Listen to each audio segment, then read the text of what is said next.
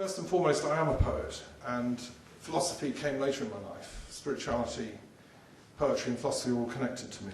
And later on I realised I was a Druid. I've been involved with peace education for many years. I'm a teacher and lecturer and academic. I've done a lot of work on researching the causes and consequences of conflict and peace.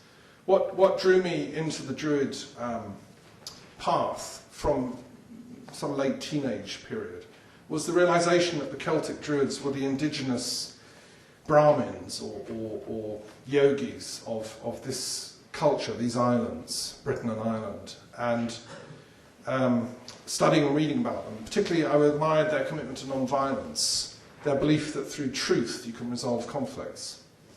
And all the sources, all the classical sources, refer to that as one of their primary duties. We've heard from other speakers at this conference about conflicts, battles, etc. And I'm coming from the angle of the Druid as peacemaker. The talk I prepared was written partly in response to that challenge. How can we, why in the contemporary world should that voice still be relevant? Militarism is so much an accepted part of our life that we search for military solutions to problems, political and religious problems, when I think we should be searching for those solutions as the absolute last resort. And we should search first in our souls and hearts for non-violent ways of resolving conflict. I'm going to put forward, firstly, why I think that is the case, and why I think the Druid community and witness to that is still relevant. Secondly, I then want to talk about some practical projects that I've personally been involved in, and other colleagues and friends, to try and make a difference in the contemporary world. So the first bit of the talk is kind of looking back. The next bit will be looking to the future, if indeed there is to be a future. And then I'm going to end with another poem. So the first thing I want to say is we need to define what a Druid is. Because it's not a term that's in common usage, really. And as many people have said, you don't really learn much about Druids in school, and you can even go through the whole of university and never discover anything about this unless you study Celtic studies or something. The term, Edmund translated Druid as meaning strong knowledge or strong knower. There's an element of multiplicity in the definitions of words. I love etymology, and I'm an etymologist. Certainly the second part of the term means knowing or seeing, as in videre in Latin, video. Also the Greek word eidos, idea, which is a way of seeing an idea. The first bit is related to truth in Anglo-Saxon, trust, and the Celtic word for the oak, the daird, but also to the Sanskrit word dharma, meaning the cosmic truth. And so the Druid is someone that knows the cosmic truth, that sees the cosmic truth in any given situation or complex problem that presents. The Druid is someone that will see the truth about that situation, and will see the dharma about that. The word dharma became incredibly important in Buddhism. The Dharmakaya is the body of the Buddha that still remains. The Dharma is the cosmic law that Buddha taught. So when Eben said Buddha was a Druid, he's technically accurate. The truth seer, the seer of truth, the seer of Dharma, is the eternal Buddha within us all. In that sense, a number of people have come up to me in this conference and said, well, I'm a Druid. Well, we all are, insofar as we can see that truth. It took, 20 years. It takes many lifetimes to really see that. In that sense, I'm simply someone attempting to see that, and like all of us, I'm just a beginner. And I think part of the problem is the whole planet as a whole was still at the beginning level in terms of seeing the truth. I worked quite a lot with the Gandhi Foundation. For 3 years I was their education officer. I admire Gandhi's work. He invented the concept of satyagraha. You hold on to truth, satya. Satya is the word for truth in Sanskrit. It's also Sat Yuga, is the age of truth, which in Sanskrit, Hindu cosmology is the golden age. The age of truth will return when we hold on to truth. And in Zoroastrianism, the age of the Saoshyant, who's the origin of the concept of the Messiah, or Christ, will return when mankind returns to truth. And it can happen any time. It can happen in our lifetimes. It's just a matter of individual choice of each one of us. It was Kafka who said, very good quote, "The Messiah will only come when he's no longer necessary." Okay, we have to do it ourselves, as Krishnamurti said. So that's the kind of etymology of Druids. And it referred technically to the sages or priestly class, the Brahmins, if you want, of the Celtic world, Western Europe, Ireland, Britain, particularly Gaul, but northern Italy and Slovenia, Switzerland, Austria. It was a large territory. The Latin culture, the Hallstatt culture near Salzburg, and right on through into parts of Central Asia and the Scythian culture, and right through the early Indo-European tribes, Hittite, and on through into northern India. So you can think of the Druid as the kind of the roving truth speaker or truth seer who would have been at home anywhere on the planet and still is. In these islands, it's true there have been waves of peoples coming into these islands. The Irish sacred myths talk about the Book of Invasions as a constant stream of peoples coming in, which they've preserved in their knowledge. And Geoffrey Keating wrote a wonderful book, The History of Ireland, which tells the sacred history of Ireland, which ought to be on the reading list of every boy and girl in both Britain and Ireland. And most people have never heard of it. He's called the Herodotus of Ireland. He was a Catholic priest who was murdered in the 1640s by a Protestant soldier. And he'd gone around all the abbeys and monasteries of Ireland before Cromwell destroyed them, and garnered the manuscripts in the ancient history of Ireland, and managed to write it all down. The manuscripts, a lot of them have now gone, but we have the book of Geoffrey Keating. And it tells of these waves of invaders coming in. And it tells of the famous invasion of the Gaels with Emergin, the Druid, at the helm of the ship. And the magical mist that is evoked across Ireland by the Tuatha De Danann. You don't want them to land. And Emergin sends somebody up a mast, and he can see above the mist and see the shore. Now, the dates we don't know. It would be lovely if chronologists could sit down seriously and work out these dates.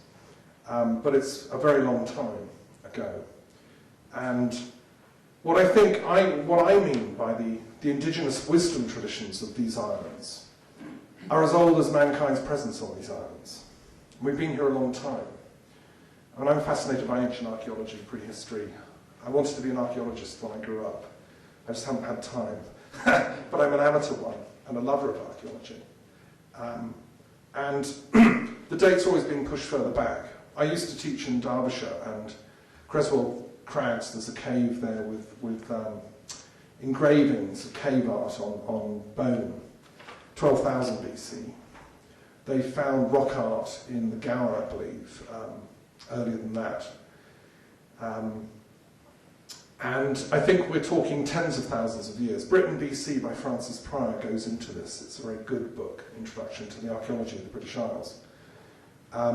There's Boxgrove Man here at 500,000 years ago, with evidence of significant intelligence, use of fire, use of tools. Speech is thought to have developed in Homo sapiens from about 200,000 years ago. There's dispute at the moment as to whether Neanderthals were capable of speech. The evidence is they were. And they also had their religious ceremonies. They buried the dead, they painted the bodies with red ochre. They arranged bear skulls in Shanadar Cave in Iran to indicate a cult of the bear. So I'm invoking a continuity of heritage there, going back to those very early ancestors of 200,000 years. Now, whether there's been continuing habitation in these islands during all that time, during the Ice Age, when it got very cold, I think there was. And I think man's presence was never completely lost. I think the emphasis of this conference has been on the advent of agriculture to these islands. And I think there was certainly a great influx of new population, certainly new skills, new technologies coming in with the advent of the Neolithic to Britain. 4,000, maybe 4,000 BC, something like that. And again, future archaeologists can work out the details. I also think there was a continuity of population. The indigenous hunter-gatherer tribes didn't simply vanish away. They absorbed and intermarried the Neolithic farming specialists who came in. They would have welcomed them. They had survival technologies. And the rituals they were using would have blended and merged. Now there's evidence of this at Stonehenge, which is one of the oldest, most important sites in Britain for this. They found post holes near Stonehenge of wooden structures dating to about 8,000 BC, which is pre-agriculture. When Salisbury Plain was a wooded area, they cleared a clearing at Stonehenge area for ritual, for ceremony, and they had a wooden structure like a woodhenge already there in 8,000 BC, very possibly earlier. Now those were hunter-gatherer tribes. Later, when the farming cultures come, they use the same site. You know, they build on, they bring in new rituals and ceremonies, and eventually they put up the stone structures from nearly 3,000 BC, 2,500 onwards, over a long, long period. By Druidry, I'm talking about the spiritual tradition of all those peoples, right from the beginning on through. And I see it more like a layering of a cake. And the pantheons that they brought, the archetypes, I mean, several people have mentioned archetypes here, of the goddess, the god, the hunt, the animal deities, etc., would have been continuous. Now, and I mean, Colin Renfrew's book, Archaeology and Language, is a good source on this approach. Also very interesting recently, there's been a study of a local schoolmaster in Somerset who, in the Mendips area, he was head of history in a local secondary school, and his DNA was tested against DNA found in one of the caves in the Cheddar Gorge of a skeleton dating back to about 10,000 BC, I believe. And it was discovered that he had about 98% identical DNA match, which meant that actually this was a direct ancestor of his. In other words, there'd been a continuity of settled population from before the advent of farming in that part of Somerset. And I think you will find that's true in most parts of Britain. You know, people have come, Saxons, Normans, Romans, you know, etc., etc. And yet we, the people, have lived on. And so what I'm talking about when I mean Druidry, I mean the faith of we, the people. What can we learn from later written sources? The problem is, of course, that faith was not written down. It was an oral tradition. It was passed down from mother to child, from father to child. It was passed on between lovers in their private, you know, searchings for truth in the secrets of the heart. It's the human heart's mystery. It was passed on in poetry and in storytelling around the campfire at night. And it still is to this day. There is still an underground oral culture in this land, which is sceptical of the power structures of Whitehall and Westminster and Brussels and New York, and is in touch with the land and seeks for harmony between us and the land. What we do have, however, very interesting sources from classical authors such as Caesar and others, Strabo and people. And the image that they give of the Druid is consistent. It was someone who was the lawgiver, the judge, the historian, the spiritual leader of the people, and whose main function was to prevent and resolve conflict. And even to the extent of going between armies or tribal bands at the edge of battle, the Druid would say stop, you know. They seldom, if ever, did actual fighting themselves. That was not their job. If, as a last resort, and there'd been a terrible wrong or crime committed, and someone was sheltering the criminals or something, and war was necessary, and the Druids sanctioned it after much soul-searching and prayer. They would be the intelligence officers directing the fighting if it was needed as a last resort, and directed the warrior class. But the warrior class were not allowed by sacred law to engage in fighting without authority from the Druids. They also appointed the monarchs, the tribal chieftains, the givers of secular law, because they had to ensure that these monarchs were actually up for the job and were morally grounded and spiritually enlightened enough to give justice. Because violence breaks out where injustice doesn't exist. The monarch's oath in every country around the world is to protect and preserve the peace. You know, but to do that you need vision, you need wisdom. And if you're unable to achieve that level of wisdom, it's likely that you won't be able to give truth and justice to the people, and conflict, unhappiness, suffering will arise. So that was where the Druids came in, the kind of monitoring of the monarch. What else did they do? Again, from classical sources, we're fortunate also to have great sources in Irish, because the Irish were never conquered by the Romans, and therefore the Druid class as a whole were never wiped out, as happened to some extent in Britain. And the Irish retained their knowledge about the oral traditions. They kept their ancient laws, the Brehon laws. They kept their ancient legends and mythologies and pantheons.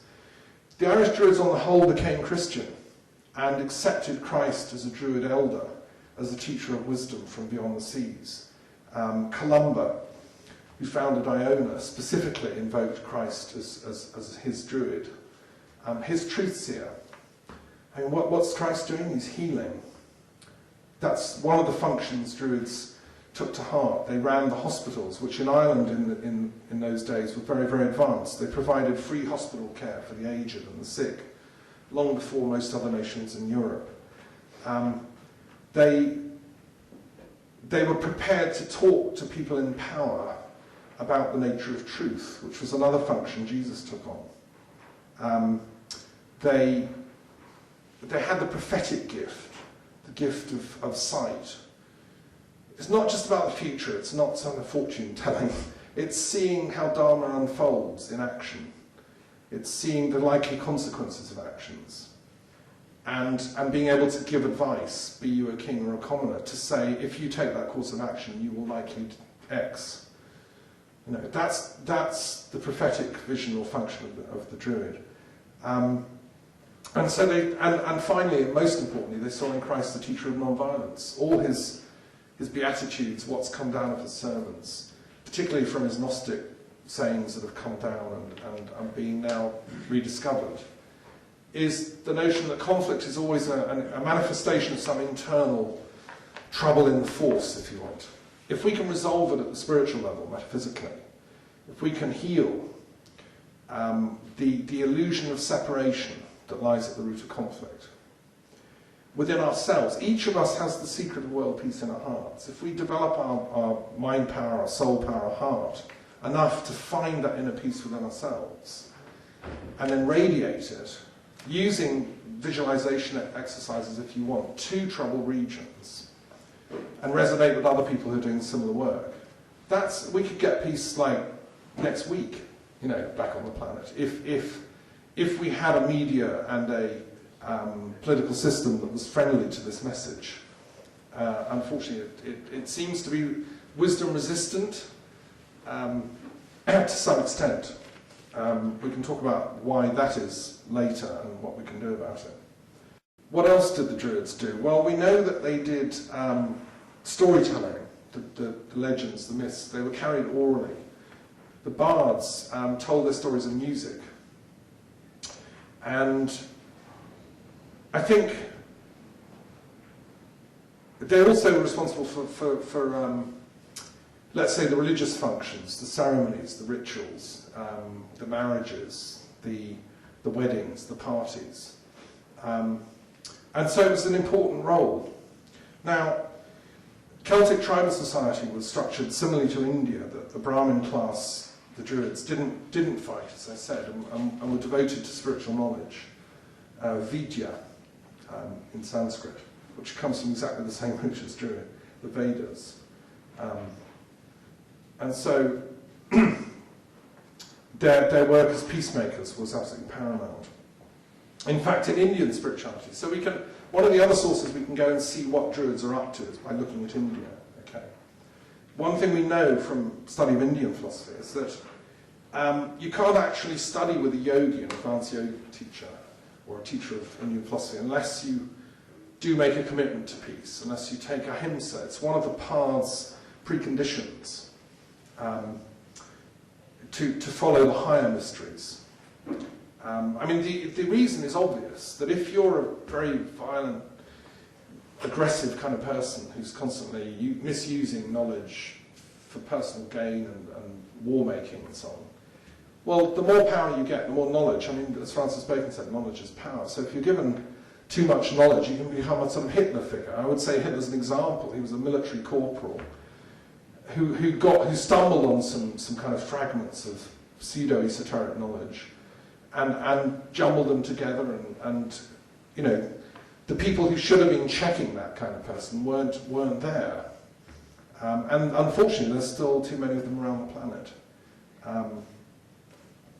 So anyway, we know Gandhi was very inspired by this tradition, and I see him very much as that kindred spirit. The same in Burma, where the monks, in effect, are carrying on with that Druid message, using non-violence, as has the Dalai Lama in Tibet.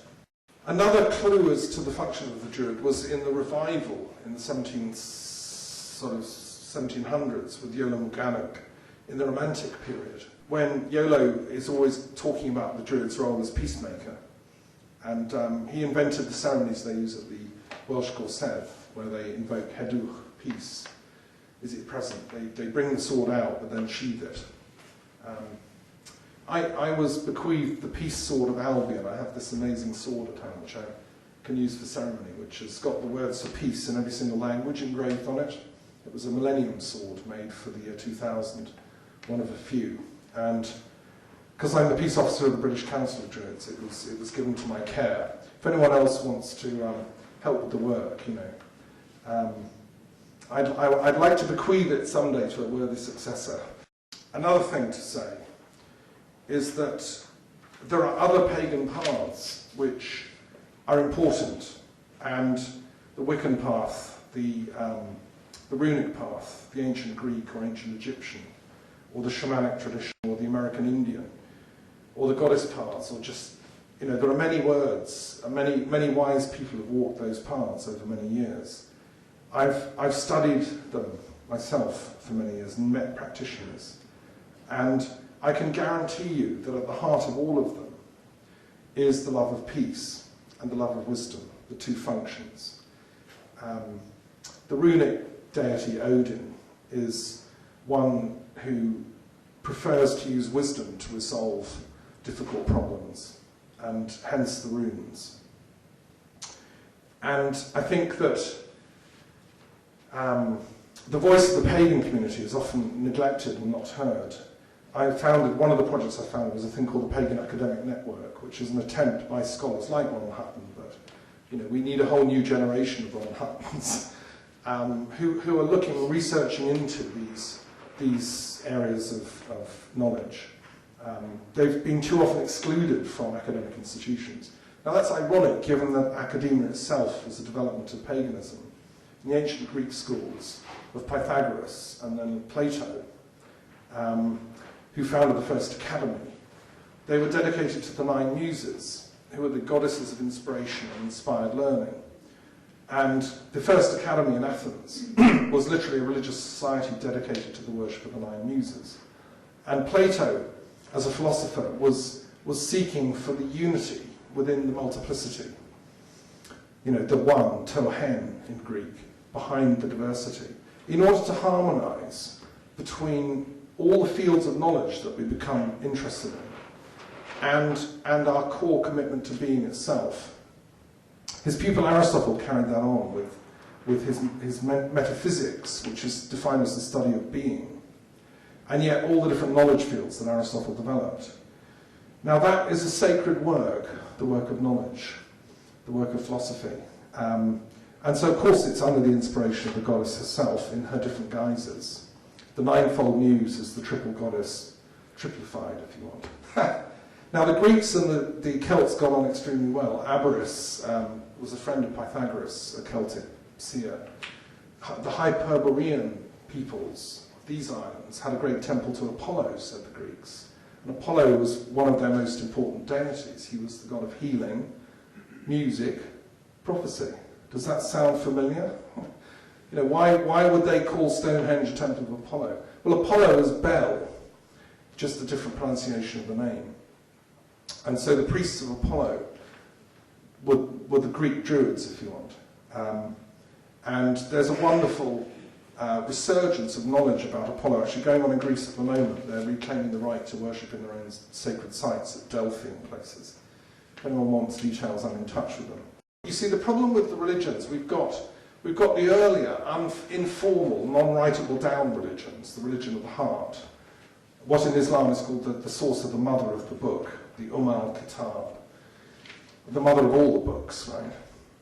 And then we've got the written down ones, the revealed ones. And religious studies scholars spend more time on the written down ones, the revealed ones, the texts. But if you do go into them in great detail, if you look at the Quranic teachings, if you look at the Hadith, if you look at the Sufi writings and so on in Islam, you will find the same wisdom ultimately as in the core indigenous original teachings to be found everywhere on the planet. You can call it pagan in the technical sense of the religion of the countryside. But it's the same in Christianity and in Judaism as well. And in Islam, there's a constant reference to peace and reconciliation in the great majority of verses. The Muslim, whose very name means the one at peace or the one surrendered, Islam as a religion is about salam, it's about surrender, it's about peace. It's the same root as the word Solomon, the king of peace, or Jerusalem, the foundation of peace. Now, Muhammad's vision or dream or message or mission was to recall mankind to that original religion of peace. And yet, the Muslim would fight in self-defense. And politically, the tribes that he was dealing with were so full of feuding and revenge killings and fighting that historically it was born in quite a difficult area, a difficult time. And so he eventually ended up becoming a warrior, really not through his own choice. And so Islam took on that tinge. But in its purest form, in its wisdom form, its esoteric form, it's at one with the Druid path on non-violence. And the Sufi teachings in every generation of Muslims have been great seers, great sages who've said this. They've often been theosophists who've worked for the reconciliation of all religions. Surawadi in Iran was someone who taught that. Ibn Sina, great philosopher and seer. Ibn Arabi from Cordoba in Spain. These are mystics on a level with any other cultures. Rumi, who's well known through his translations of poetry. These people have touched the source of the unity, the transcendental unity. In our time, Fritjof Schuon, a great mystic from Switzerland, who's influenced John Tavener, the musician, again, keeps that up to date. And the problem, of course, is the literalist school, the Wahhabi school, the more political school that wishes to restrict knowledge, to keep it in the hands of a particular ulema or group, and then will deny the validity of universal inspiration and wisdom. I mean, I have taught at the Muslim College with Dr. Zaki Badawi, who was Britain's leading Islamic thinker, actually, until he died tragically last year on the way to a conference. He was a friend of Prince Charles, and him and I had long discussions about this, and he confirmed what I'm saying to be accurate. For instance, the war between the West, so-called USA, UK, and the Islamic world being fought in Iraq and the Twin Towers and Al-Qaeda and so on, as a Druid, I would say is a mistake, philosophically. It's a terrible error. You know, there is no war between the West and Islam at its highest and purest form. It's just that neither side is living up to that. We in the West need to reassert our own primal wisdom. We need to re-evoke our kind of Druidic wisdom, our esoteric Christianity, our true wisdom. And so do they. Without either side imposing.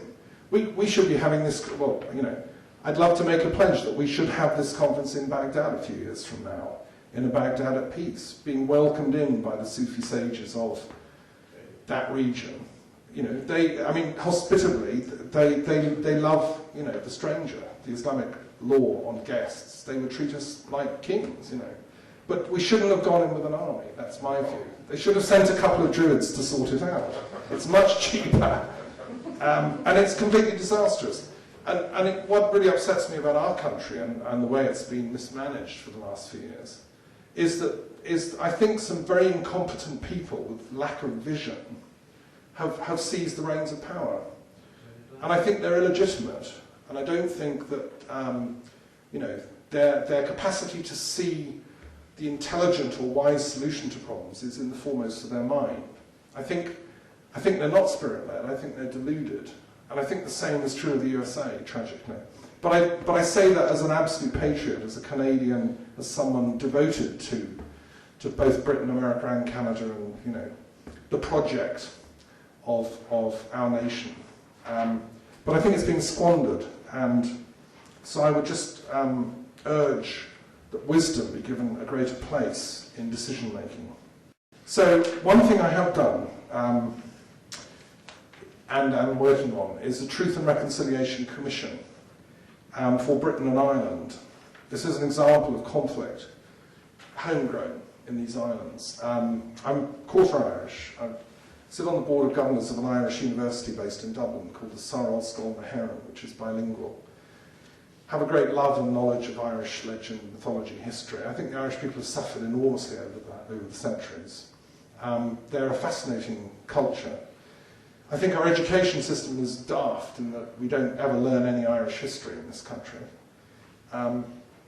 And so, because eventually the political process has been moving towards peace, in parallel to that I've been involved with some Druid negotiations and went over to do a peace ceremony at Tara in '97, I think it was.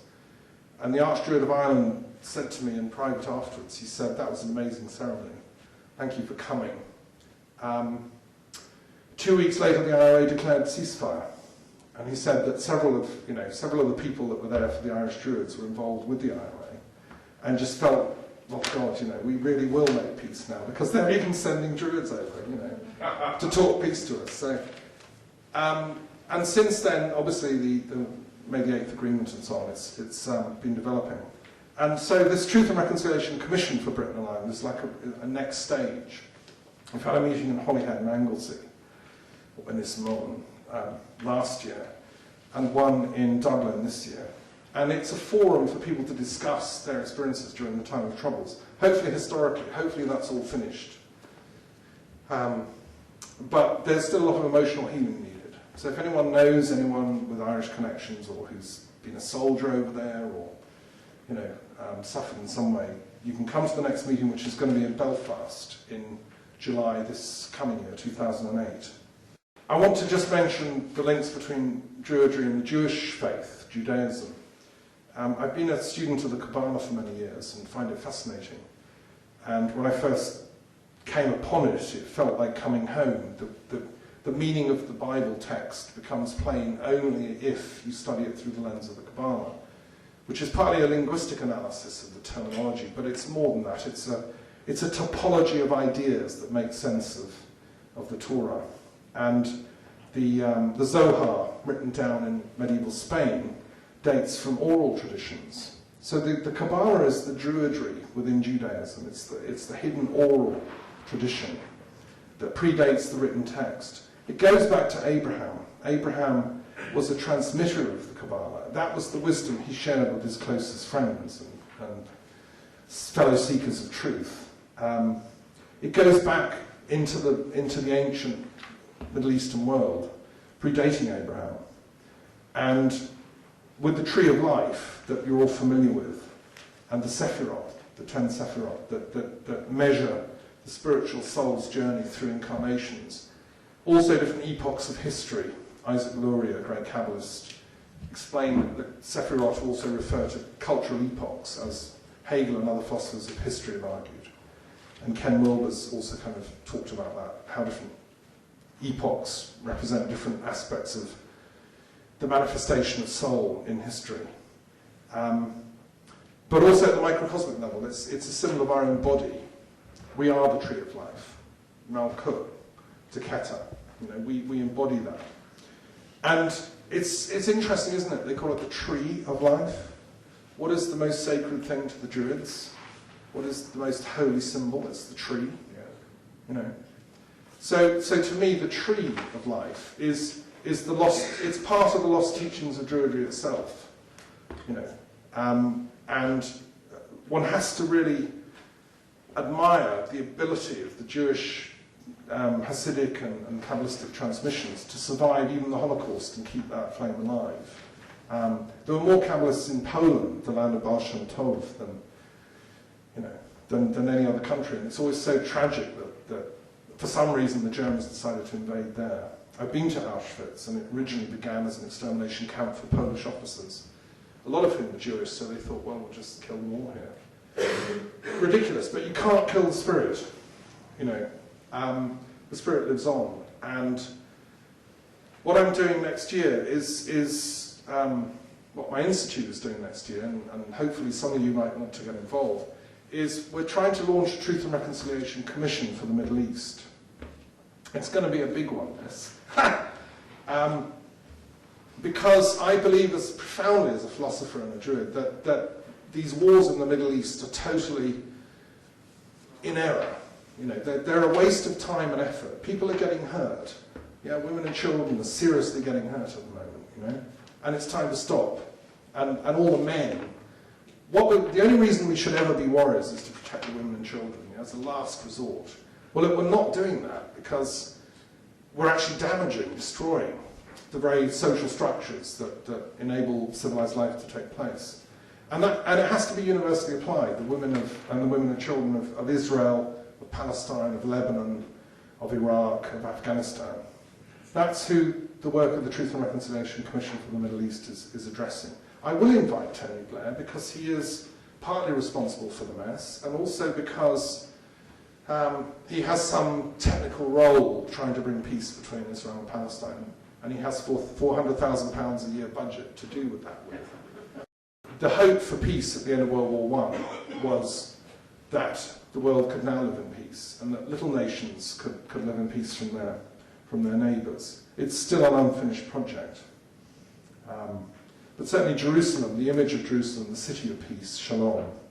Interestingly, it was an English king, Richard the Lionheart, who, when he went to the crusade with Saladin, eventually realised Saladin was a highly intelligent, interesting man, a worthy adversary. And they made a peace treaty. And actually, Richard suggested a very good solution. Why don't we internationalise Jerusalem, he said. Christians, Muslims and Jews could live there in peace. And everyone go about their business. Problem solved. Now that was Richard's idea. I still think it's quite a good idea. So I do think the world has given far too much credence to the warriors, the warrior class, and the industrialist class, the kshatriyas, the same thing really, the businessman, the warlord, and not enough to the Druids and their equivalents around the world. And that's partly why the world is suffering in the mess it is. If you don't listen to wisdom, if you don't acknowledge it, if you don't even know what it is or that it exists. I mean, I teach RE on a daily basis with angry adolescents who scoff at the possibility of spiritual knowledge because the media, because their parents, their whole cultural infrastructure reinforces the notion that the only thing that matters is the latest gizmo and, the latest cool thing that you've got to have. And it isn't wisdom, because what the hell is that, sir? There is a council of Druids in Britain. It came into being in the 80s during the Stonehenge business, and run by some quite charismatic individuals, including Arthur Pendragon, that was mentioned by Lawrence and others. I've known these people for some time. There's another big order of Druids, the order of Bards and Druids, more sort of correspondence, scholarly type Druidry. I was invited to get involved with it by a man called Douglas Lyne, who was a soldier at the Battle of Monte Cassino, who came to a conference I organised back in the 90s on spiritual resources for peace and reconciliation at Prenash Abbey in Gloucestershire, and who's a descendant of Father Ignatius, who founded Llantony Abbey, if some of you may have heard of him. So it's a small group, you know, there's various Druid orders. I've founded a Druid order that works specifically with the work of peace and reconciliation, and I'm working on publishing some of the original texts. And if anyone wants to help with that or get involved, you know, you're more than welcome. I mentioned the work of my institute. It's called the International Institute of Peace Studies and Global Philosophy, or IPSGIP for short. Very briefly, what that is, where it came from. I worked at the University of London for 2 years at the Institute of Education in Bloomsbury, researching the feasibility of creating an Institute of Peace Studies at the University of London, which was an extraordinary job in my 20s, late 20s. I was living in Islington.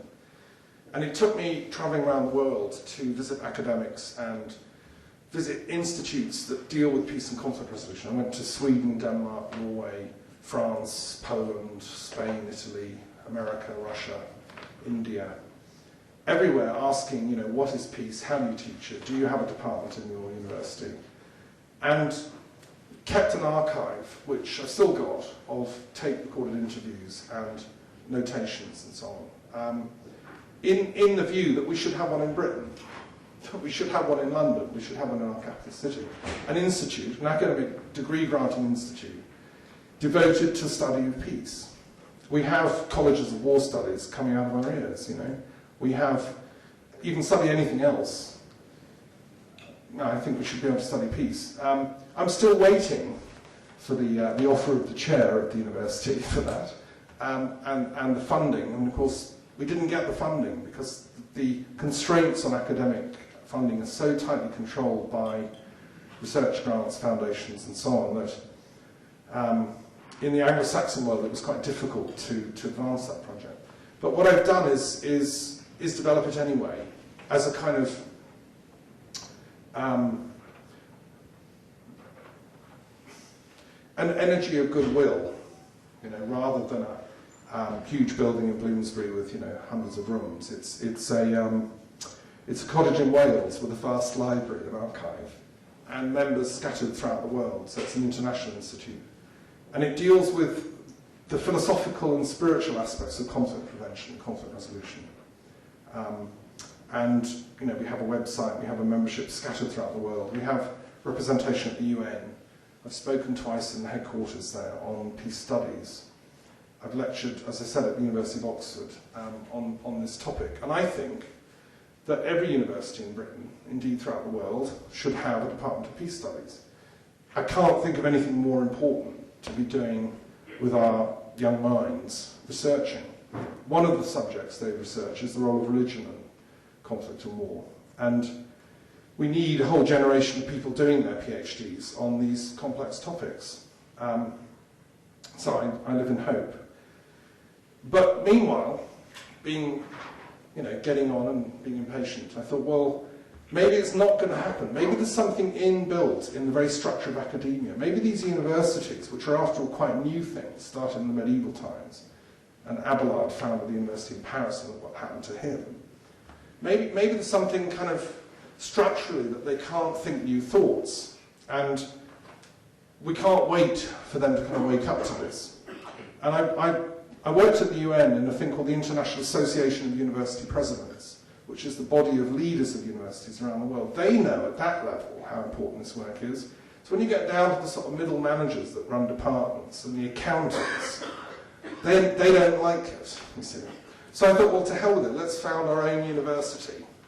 You know, I mean, we're working under the guidance of the Muses here, right? They authorised Plato to set up the academy.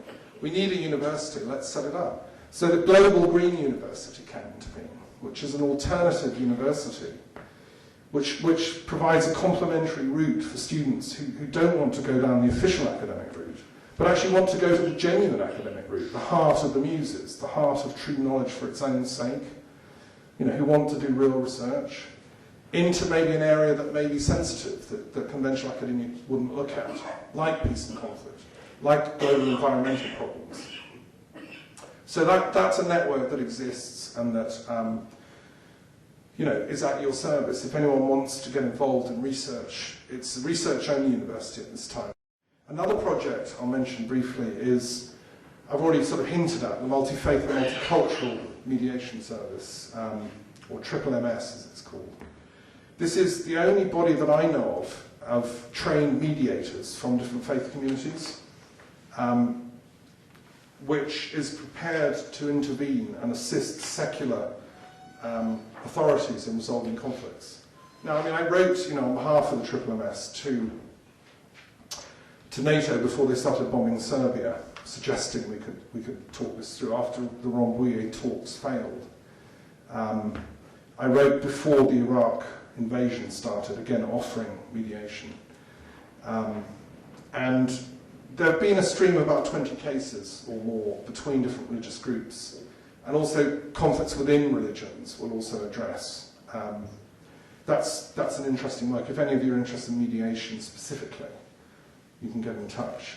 Another more recent project, which will be launched next year, is an Eisteddfod, which is the Welsh word for a kind of bardic contest, poetry festival where different people share their works and so on, and they get the crown, or the Archbard of Wales. The national Eisteddfod in Wales is very important.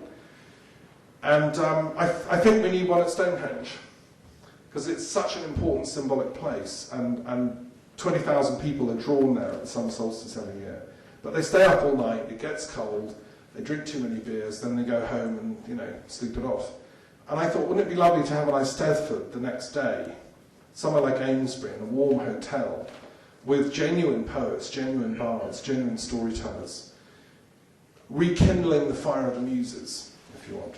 And it will be taking place on the 21st of June, this coming year, 2008, in the George Hotel in Amesbury. If any of you know any practicing artists, poets, singers, then please get in touch. And it will have to be done that you pre-submit the work, and the jury will have looked at the work, and it will be announced on the 21st of June. And then the winners will have to perform something. If they flunk it, don't turn up and won't perform, they can't get the prize. Okay. But it's open globally, it's a global Eisteddfod. I mentioned, I think already, that I've been to this poetry festival in Macedonia several times, which inspired me to create a network of poets for peace. And in fact, my kind of Druid order of peacemakers is open to poets generally. Because I think you can't be a Druid unless you're also a poet, really. I think everybody has that within them. And I'd like to encourage people to bring that out, that sort of inner voice that we have. I just want to end with a few observations, philosophical observations, really. I've talked about some of the practical stuff I've been doing. I've talked about the historical stuff. I just want to end with a few thoughts on philosophy, which is one of my main loves, okay? The love of wisdom. Lawrence mentioned that Druids love threes. My talk is in 3 parts. 3 is a sacred number to the Druids. It was a Celtic, Gallic Christian who came up with the notion of the Trinity. It's a Druid concept that God can be best understood in a threefold form. Why 3? Pythagoras, you may know, had a triangle called the tetractys, which was 10 dots arranged, 1, 2, 3, 4, 5, 6, 7, 8, 9, 10. That was a symbol of creation. How being comes out of nothingness from the one, the monad, the dyad, the triad, and the quaternity. Now, it's got 3 sides, a triangle. In that simple diagram are all the mysteries. 3 is a strong structure. You can't break it that easily. 3 friends can do a lot. So, and also it's a symbol of time, past, present, and future, and action, dynamism. And it's out of love, out of the dyad, comes the product of love. If you love somebody, you do something creative with them. You make something. It could be a child, it could be a new civilization, you know. You do something, you make a home. And so that's really sacred, the Druid teachings on 3. I could go on about that, but you can research it yourselves. You know, follow your own inner love, you will find it. The second thing I want to share is a thought that came to me in a dream. I'm writing a book of dreams at the moment. I listen to my dreams, everybody should. I write them down. I had a wonderful dream a few months ago, about a year ago. I dreamt I presented a handwritten scroll to Prince Charles, suggesting that he should convene a commission to investigate the feasibility of rebuilding Britain's monasteries and abbeys, including Bury St Edmunds. An actual commission of craftsmen, top stonemasons, top architects, historians, local historians, and because the land is still crown land, a lot of it, and set up a commission to actually see how feasible it would be to rebuild them as modern-day monastic centres for spiritual seekers. Put a good library in them. Put like, a bit like here, you know, wonderful food and friendship, and doing events like this. We could suddenly have like 300 or 400 such places throughout the country. That was the dream. And in the dream, he said, well, that's a very interesting idea, I'll do this. So anyway, I acted on the dream.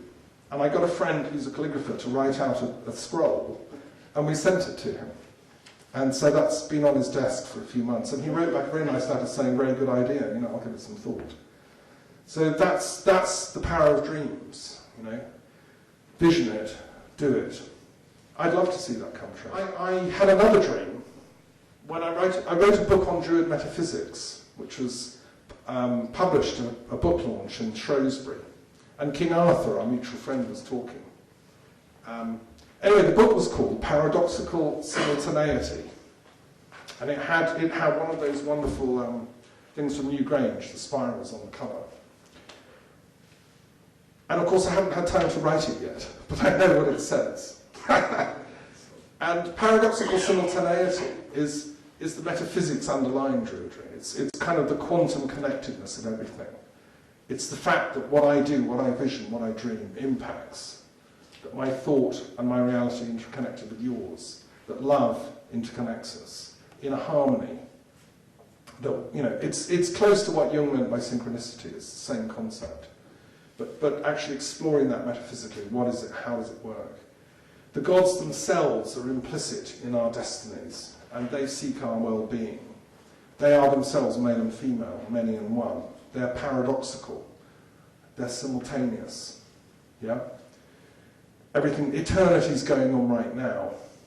That's a paradoxical statement. It's a true statement. That leads me to my next kind of philosophical reflection, which is that Druidry and the ancient wisdom traditions have the key to the reconciliation in theology between the monotheists and the polytheists. I mean, the monotheists affirm the unity of God. The polytheists affirm the plurality. They're both right. In the logic system of paradoxical simultaneity, it's a new logic. It's not either or. It's both and. It depends where you're coming from. It depends what perspective of attention you're bringing to the problem. Right?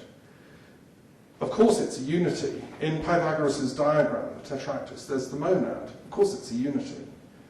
But from the unity comes the multiplicity. That unity, that one, wishes to create the many through love.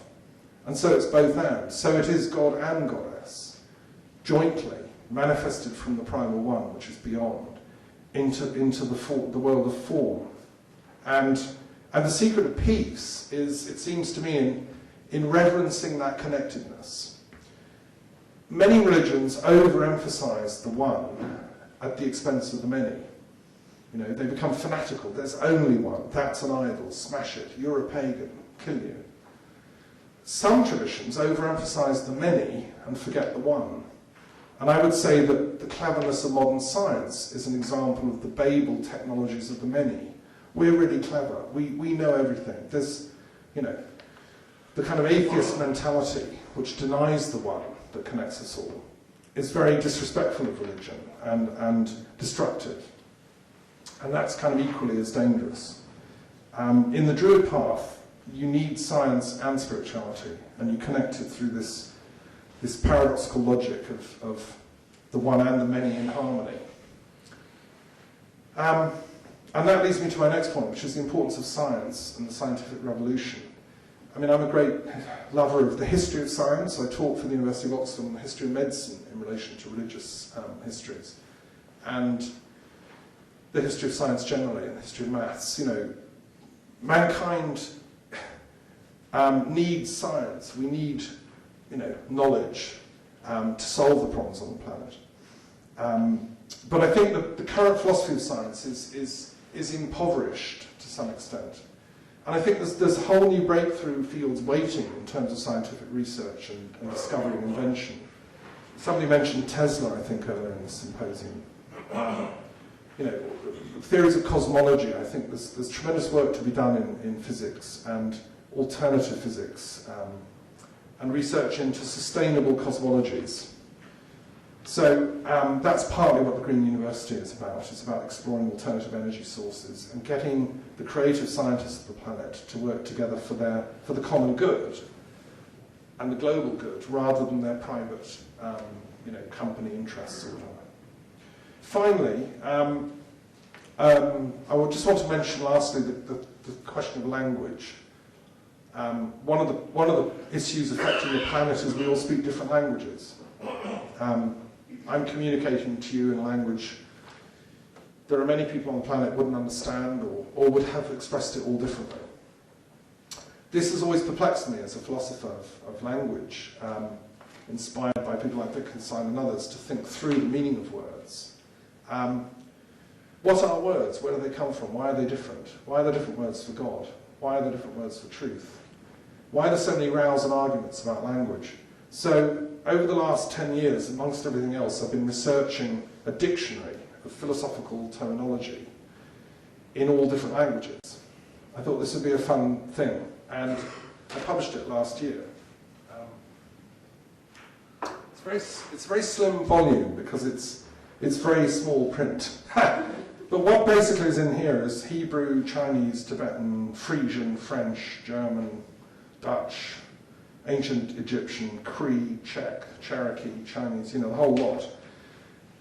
From all my travels around the world, including ancient Phoenician, Sumerian, Etruscan, you know, I want to know what were their words for God, goddess, wisdom, truth, justice, love, in all those different languages. And then look at them, and if possible, and if we ever get the funding, get some etymological scholars to really sit down and research this. This is like the Oxford English Dictionary times 100, right?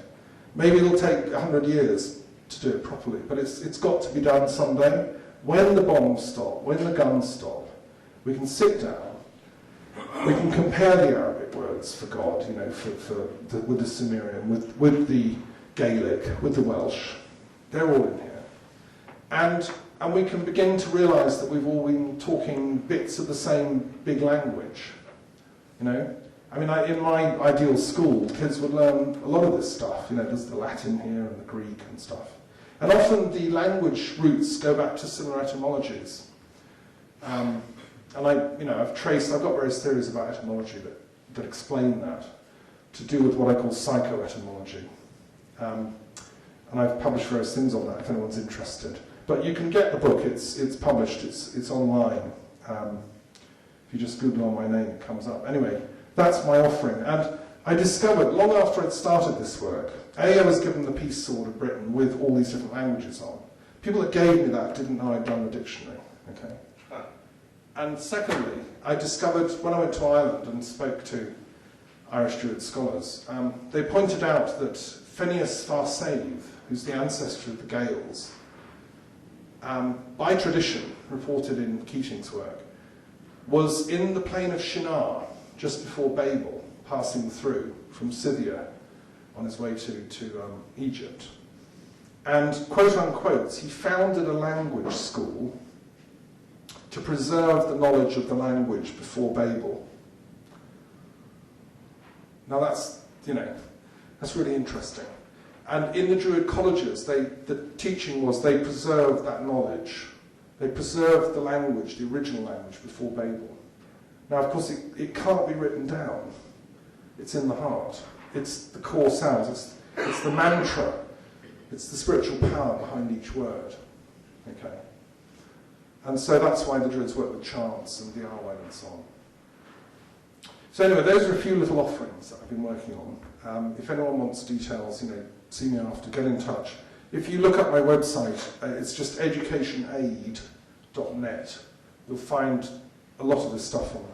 That itself is a project, the idea for a global charity like Live Aid, once a year, to get all the schools and colleges doing an Education Aid Day.